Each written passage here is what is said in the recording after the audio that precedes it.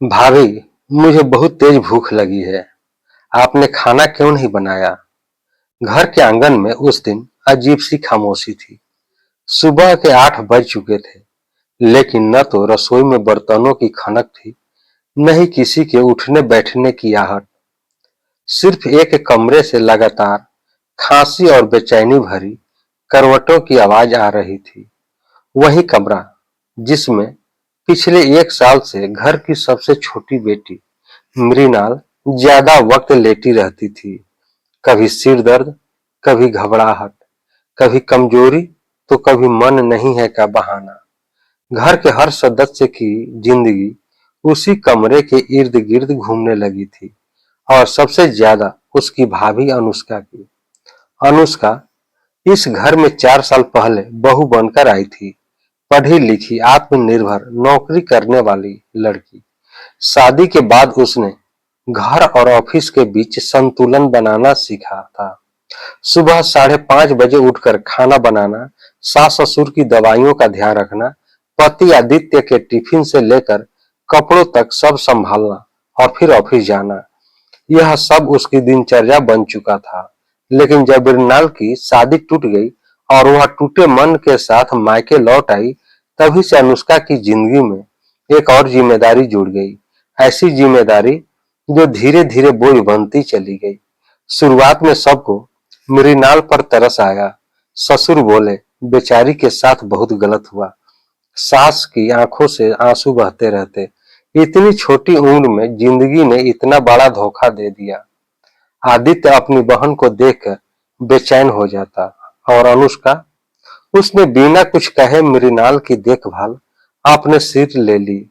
उसके लिए खाना, दवाइयां, चाय, पानी, उसके लंबे लंबे रोने वाले किस्से, रात रात भर जाकर उसे समझाना, सब अनुष्का करती रहती। धीरे धीरे हालात बदलने लगे। मृणाल की तकलीफ कम नहीं हुई, बल्कि उसकी आदतें बढ़ती गई। सुबह देर तक सोना, फोन पर घंटों लेटे रहना, छोटी छोटी बातों पर रोना, और हर बात के लिए अनुष्का को आवाज देना। भाभी पानी ला दो, भाभी पंखा तेज कर दो, भाभी आज खाने का मन नहीं है, कुछ अलग बना दो। घर वालों को यह सब सामान्य लगने लगा, लेकिन अनुष्का के भीतर कहीं कुछ टूटने लगा था। एक दिन ऑफिस से लौटते वक्त अनुष्का बस स्टॉप पर बैठी रो रही थी। किसी ने पूछा तो वह बस इतना ही कह पाई, मैं थक गई हूँ। वह थक गई थी देने से, बिना किसी बदले की उम्मीद के, बिना किसी तारीफ के, बिना यह पूछे कि वह खुद कैसी है। लेकिन घर में किसी को उसकी थकान दिखाई नहीं देती थी। सबको सिर्फ मृणाल की हालत दिखती थी। एक शाम जब अनुष्का ऑफिस से देर से लौटी, मृणाल कमरे से चिल्लाई, भाभी, मुझे बहुत तेज भूख लगी है। आपने खाना क्यों नहीं बनाया? अनुष्का का सब्र उस पल जवाब दे गया। उसने बैग जमीन पर रखा और पहली बार ऊंची आवाज में कहा, क्योंकि मैं इंसान हूं, मशीन नहीं। पूरा घर सन्न रह गया। सास ने डांटते हुए कहा, यह क्या तरीका है बात करने का? मृणाल बीमार है। अनुष्का की आंखों में आंसू आ गए। माँ जी, बीमार और बेबस में फर्क होता है। आप लोग उसे संभालते संभालते उसे कमजोर बना रहे हैं।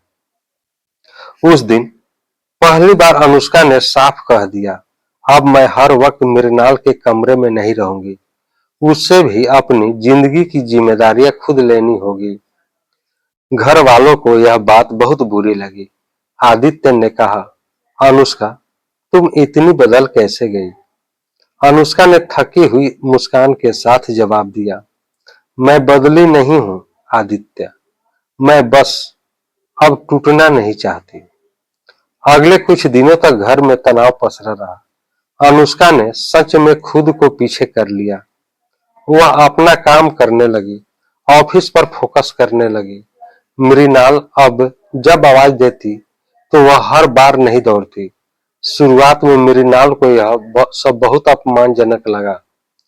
उसे लगा कि भाभी अब उसे पसंद नहीं करती, उसे बोझ समझने लगी है।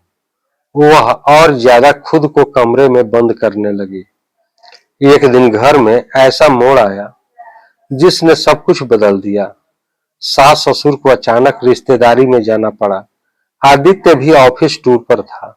घर में सिर्फ अनुष्का और मृणाल थी। अनुष्का ने जाते जाते कहा, मैं ऑफिस जा रही हूँ, खाना फ्रिज में है, गर्म करके खा लेना। मृणाल ने कुछ नहीं कहा, बस मुंह फेर लिया। दोपहर में अचानक गैस खत्म हो गई। मृणाल को चाय की तलब लगी। उसने आवाज दी, लेकिन घर में कोई नहीं था। उसने फोन उठाया, लेकिन नेटवर्क नहीं आ रहा था। बेचैनी बढ़ने लगी। उसे पहली बार एहसास हुआ कि वह पूरी तरह अकेली है। कुछ देर बाद उसे वॉशरूम जाने की जरूरत महसूस हुई। वह हिचकिचाई, अगर चक्कर आ गया तो, लेकिन मजबूरी इंसान से बहुत कुछ करवा देती है। मृणाल ने धीरे धीरे बिस्तर से पैर नीचे रखे। महीनों बाद उसने खुद खड़े होने की कोशिश की। शरीर कमजोर था, लेकिन पैरों में जान थी। वह लड़खड़ाई, दीवार का सहारा लिया और किसी तरह वॉशरूम तक पहुंची। उस छोटे से सफर ने उसे तोड़ भी दिया और जगा भी दिया। वह आईने के सामने खड़ी खुद को देख रही थी, कमजोर, डरी हुई, लेकिन बड़ी हुई, खड़ी हुई। शाम को जब अनुष्का लौटी, उसने मृणाल को हॉल में बैठा पाया। यह दृश्य उसके लिए किसी चमत्कार से कम नहीं था। मृणाल की आंखों में आंसू थे। भाभी, आज मुझे समझ आया कि मैं बीमार नहीं थी, मैं बस डर गई थी। आप लोग मेरे डर को ही पालते रहे। अनुष्का कुछ नहीं बोली। वह पास आकर बैठ गई। मृणाल ने उसका हाथ पकड़ लिया। आपने मुझे छोड़ा नहीं था, आप मुझे वापस मेरे पास भेज रही थी। उस दिन के बाद घर का माहौल बदलने लगा। मृणाल ने धीरे धीरे खुद के काम खुद करने शुरू किए। अनुष्का ने भी सीख लिया कि प्यार का मतलब खुद को मिटा देना नहीं होता।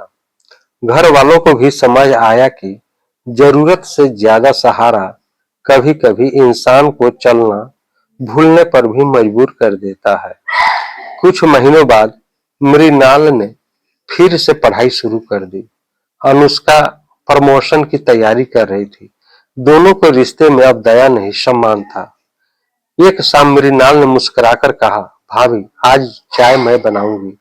अनुष्का ने राहत भरी सांस लेते हुए कहा, बस यही तो मैं चाहती थी कि तुम खुद पर भरोसा करना सीखो। क्योंकि उस घर ने यह सीख लिया था, जो प्यार इंसान को कमजोर बनाए वह सहारा नहीं, कैद होता है।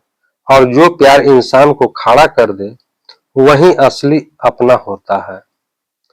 दोस्तों, अगर आपको ये कहानी अच्छी लगी हो तो कमेंट में राधे राधे जरूर लिखें और लाइक, शेयर और फॉलो जरूर करें। अब हम लोग अगले कहानी में अगले वीडियो के साथ मिलते हैं। तब तक के लिए